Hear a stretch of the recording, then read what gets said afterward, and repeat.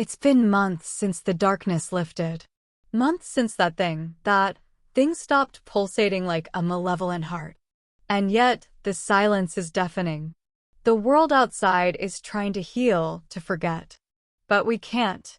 We can't ignore what happened here. I look at these charts, these numbers, these patterns. They tell a story of cosmic proportions. But it's a story with missing pages, chapters ripped out. What caused it? Was it a natural phenomenon? A cosmic accident? Or something else? The markings, the symbols, they're a language we don't understand. A language from beyond, perhaps. And that sphere, it was more than just an object. It was a conduit, a doorway. A doorway that should have remained closed. We survived. Willow Creek survived. But at what cost? People changed. Some for the better, some not so much. And there's still fear, a deep-rooted fear that lingers in the shadows. I can't stop. I won't stop until we have answers. Until we understand what happened, why it happened, and how to prevent it from ever happening again. Because if we don't, if we bury our heads in the sand, we're just inviting disaster. We're playing with fire, and this time, the flames could consume us all. The town of Willow Creek was a place where everyone knew everyone. It was a quiet, ordinary town, with a gentle rhythm of daily life undisturbed.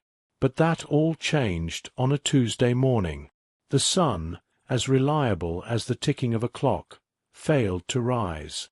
At first, people thought it was a thick fog, an unusual but not entirely unexpected occurrence in the nearby woods.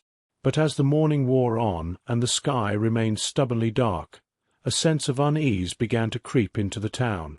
Days turned into weeks. The darkness was absolute. No moon, no stars, nothing. It was as if the world had been plunged into an eternal night. Lanterns and candles became precious commodities, their flickering flames the only source of light in a world gone dim. Fear, a silent, insidious companion, began to spread.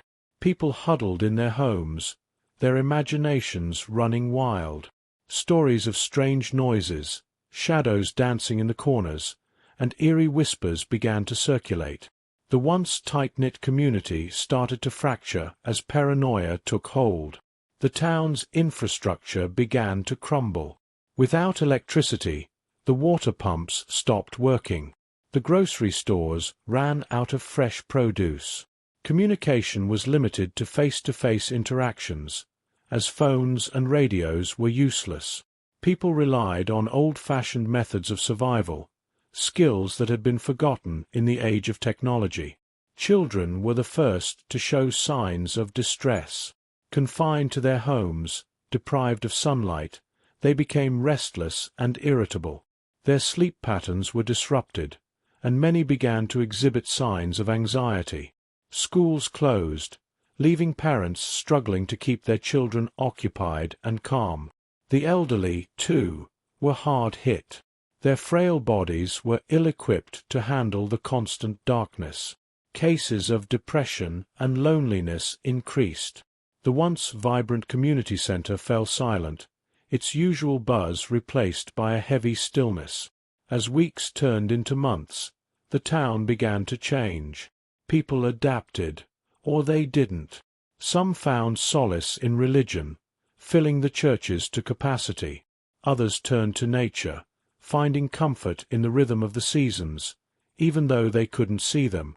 Then, one night, something changed.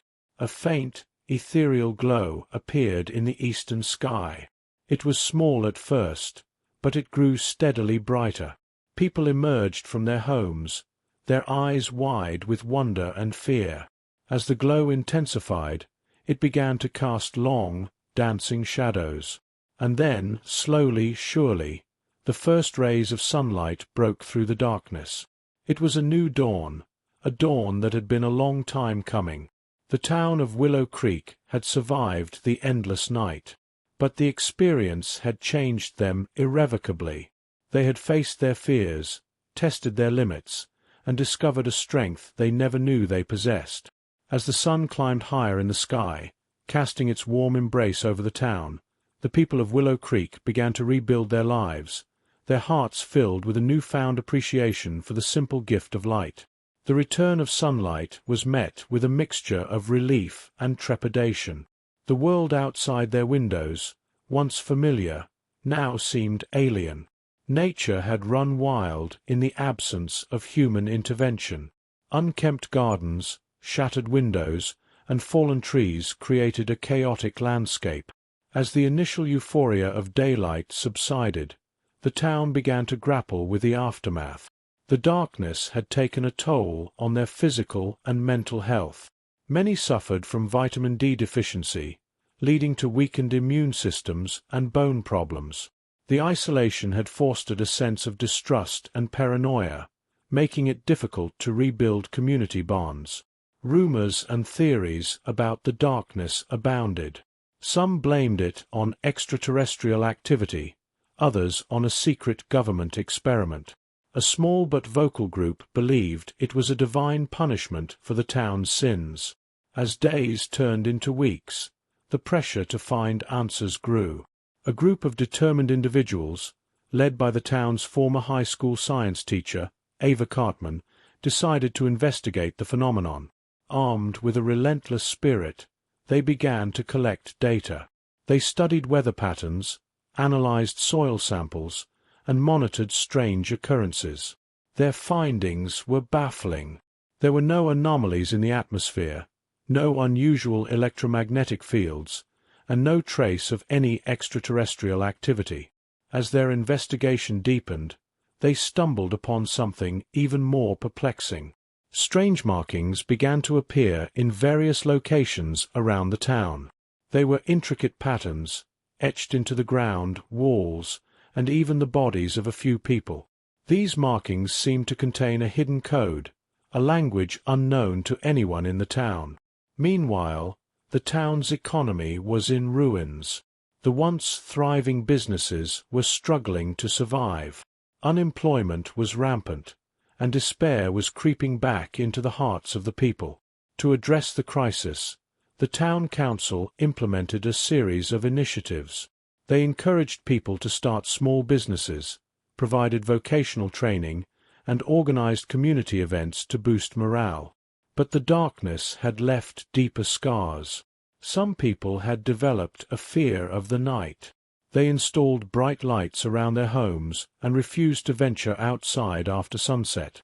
Others, haunted by the isolation, struggled to reconnect with others. Children, in particular, were showing signs of trauma. Nightmares, bedwetting, and anxiety were common complaints. As winter approached, the town faced a new set of challenges. The eternal darkness came back like before. This had disrupted the natural order of things, affecting crop yields and animal behavior. Food shortages began to emerge, and the threat of starvation loomed large, especially in winter. Ava's team continued their research. They believed that understanding the cause of the darkness was the key to preventing it from happening again. But as the winter grew colder and hope began to fade, a sense of desperation settled over the town. But Ava's team, undeterred by the cold, continued their relentless pursuit of answers. A breakthrough came unexpectedly. A teenage boy, while playing in the snow, discovered a peculiar object buried deep beneath the frozen ground. It was a metallic sphere, smooth and cold to the touch, emitting a faint hum. The team, upon examining it, found intricate symbols etched into its surface, identical to the markings they had been studying. Excitement rippled through the town. Hope began to bloom once more. The metallic sphere, dubbed the Heart of Darkness, became the focus of their research. It was a puzzle piece, they believed, that could unlock the secrets of the endless night. As they delved deeper into the mystery, strange occurrences began to escalate. People reported seeing eerie lights in the sky, accompanied by a low, humming sound. Sleep disturbances became more frequent, with nightmares of darkness and void consuming the minds of many. Some even began to exhibit unusual abilities, such as telepathy and precognition. The town was on edge. Fear and fascination intertwined, creating a tense atmosphere. The line between reality and the supernatural blurred, leading to accusations of witchcraft and possession. The once tight-knit community found itself divided, suspicion and mistrust replacing the solidarity they had once shared. Ava, determined to maintain order, established a crisis management team. They worked tirelessly to calm the public, provide medical assistance to those affected by the strange occurrences, and protect the town from descending into chaos. But as the winter deepened and the pressure mounted, even she began to doubt their ability to control the situation. The heart of darkness, it seemed, was awakening something ancient and powerful, and Willow Creek was at the epicenter of this awakening. The metallic sphere pulsed with an eerie, growing intensity. Its hum, once a faint whisper, had evolved into a constant low-frequency vibration that seemed to permeate everything. Strange phenomena intensified. Animals began to behave erratically, their once familiar patterns disrupted. Birds fell from the sky, their eyes glazed over. Livestock vanished without a trace.